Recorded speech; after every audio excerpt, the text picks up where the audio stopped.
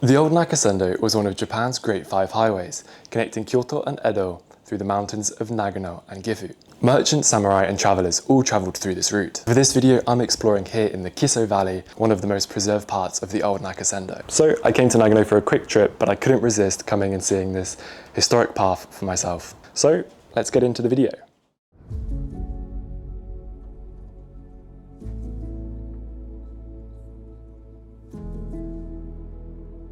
I started my adventure entering the Kiso Valley from the city of Shiojiri, not really knowing what to expect. I'd seen a few photos of the beautifully preserved towns, but I wanted to look past the tourist trail and see it for myself.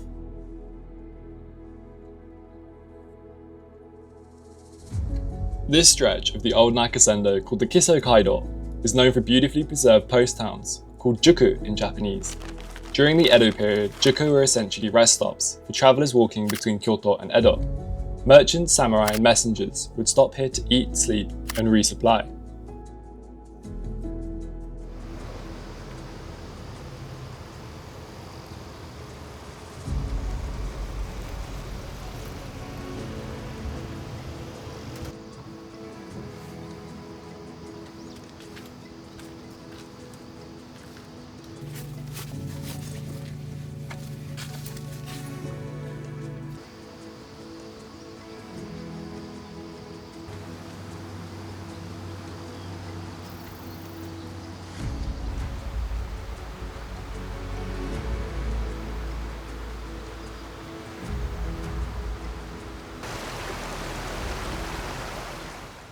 I am wearing long sleeves, long trousers, and the hair I'm protecting my neck just because I don't want to get burnt by the sun.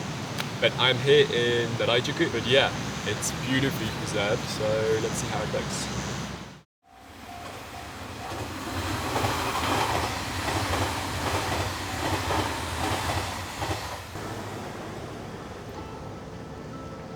So I headed into the main street of Narai Juku, 34th post town of the 69 that once lined the Nakasendō, the old route connecting Edo and Kyoto. It was often called Narai of 1,000 houses, Narai Senken, and you can see why. A long stretch of dark wooden buildings, perfectly preserved.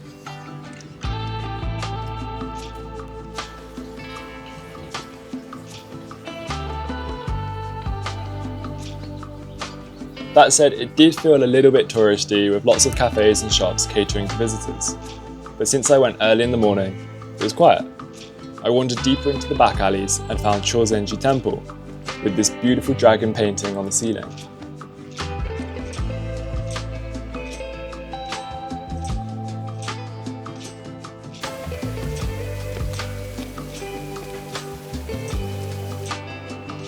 Just above the town sits Narai Jinja, surrounded by tall cedars. It's dedicated to the deity of safe journeys, which made sense considering how many people pass through here on their way across the Tori Pass, which is one of the most difficult parts of the Nakasendō.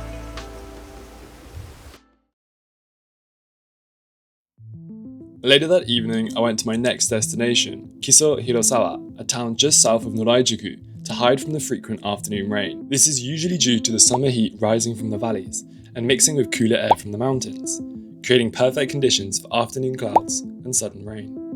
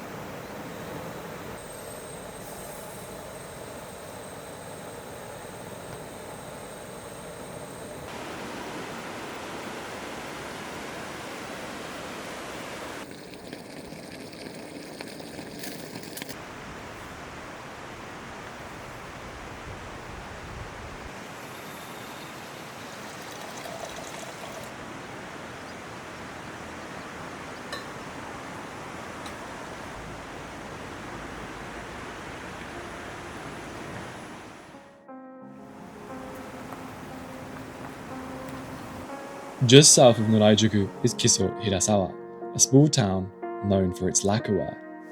I was really surprised how beautiful and preserved this town really was. It felt local and also lived in, but it still had many traditional wooden houses that were still being used to this day. It'd been a centre for lacquerware production since the Edo period, when craftsmen here supplied durable, high-quality goods to travellers along the Nakasendō. I stopped by one of the local workshops to see it for myself.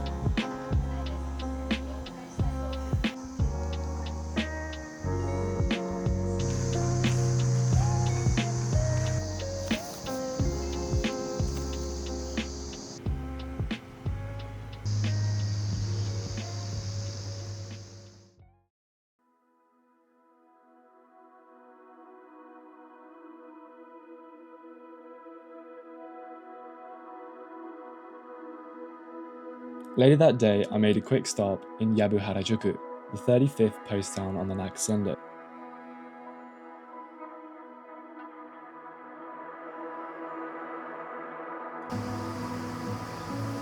These days, it feels a lot quieter and less preserved than the life, but it was interesting to see how not every Juku has become a major tourist destination, and some places have just stayed local. I did visit the local temple and shrine, both tucked away in the trees.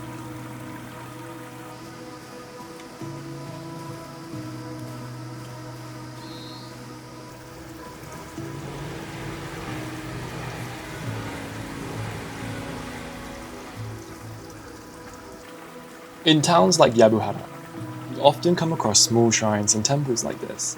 They're usually quiet and almost empty, but they give you a far more authentic experience than the crowded tourist spots you get in Kyoto and Osaka.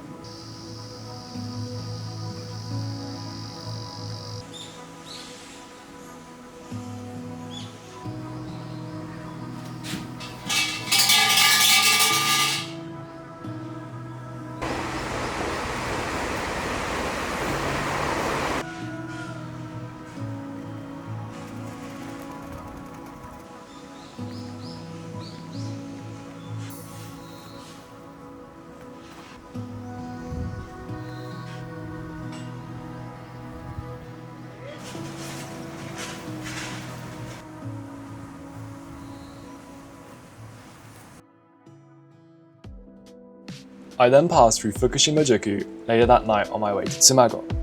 Fukushima was home to one of the 4 major checkpoints of old Japan. Even at night, you can still feel its atmosphere as a historic post town.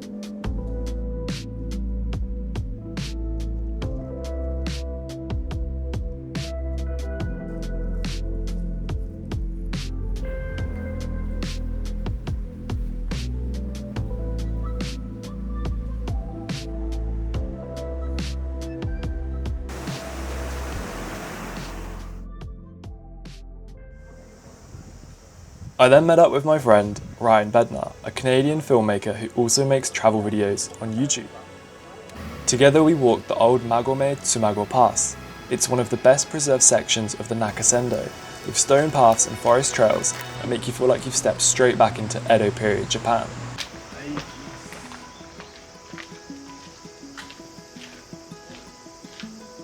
Tsumago is one of the best preserved post towns on the old Nakasendō.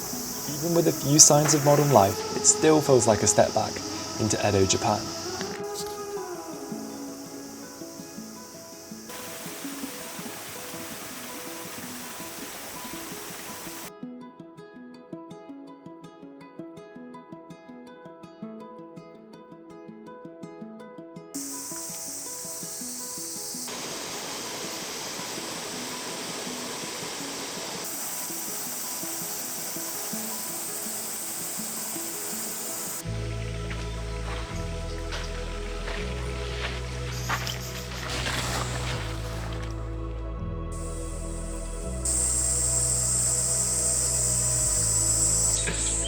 Oh, fuck!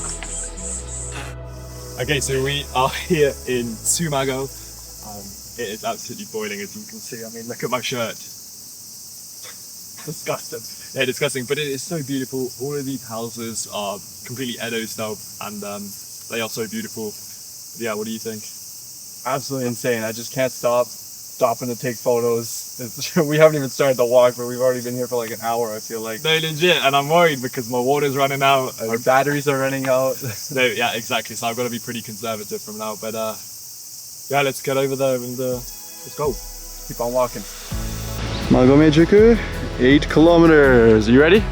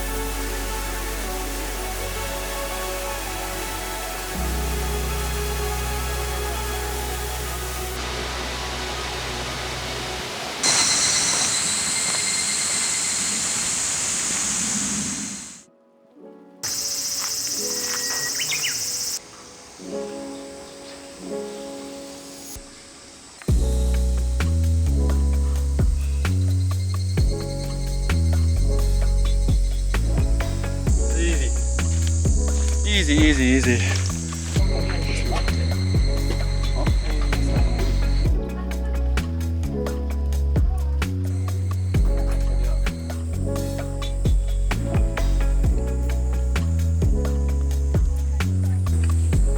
Oishisou.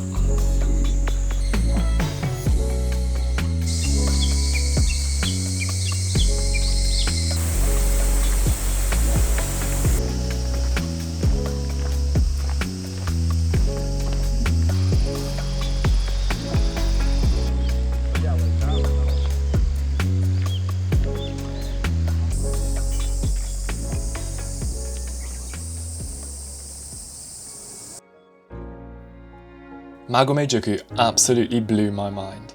Perched on the mountainside with sweeping views of the valley, it's easily one of the most beautiful towns that I have ever seen, hands down. Walking its main street, lined with old wooden buildings and flowing water channels, feels like I've stepped into a living postcard. No word of a lie.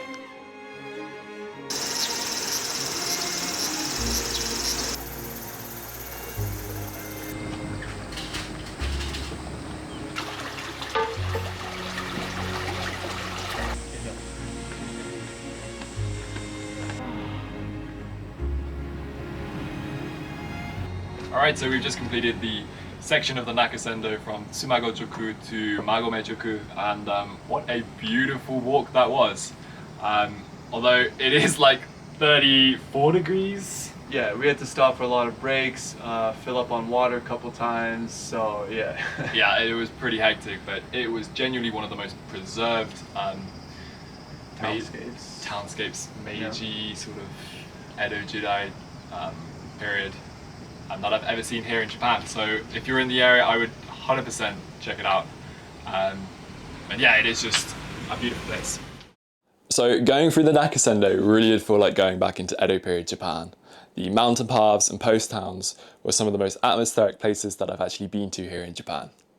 So I know it's been a while and no excuses really. I got caught up in a few things, but I'm back now and I have a trip to Hokkaido planned in September.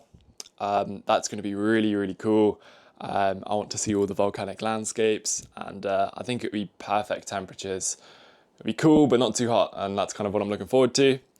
So yeah, I hope you guys enjoyed this video. If you could please give it a like and hit the subscribe button. I'd like to get to... So as of recording this video, I'm at 113 subs. If I can get to 200 by October, I'll be happy. So if we can make that happen, that would be epic. And yeah, I'll see you in the next video.